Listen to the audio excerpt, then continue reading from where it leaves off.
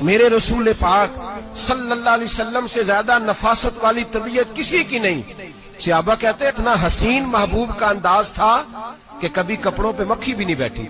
तो हुजूर से हम सलाम लेते थे, दस्ते मुबारक चूमते थे तो हमारे हाथों से कस्तूरी की खुशबू आने लगती।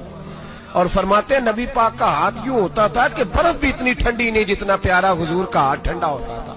फिर भी हुजूर दस्ते मुबारक में खंजर पकड़ते, जानवर को लिटाते और अपनी तामत को समेटते और अल्लाह के हबीब घुटना रखते उसकी गर्दन पर और बिस्मिल्लाह अल्लाहु अकबर कहकर ज़िबा फरमाते।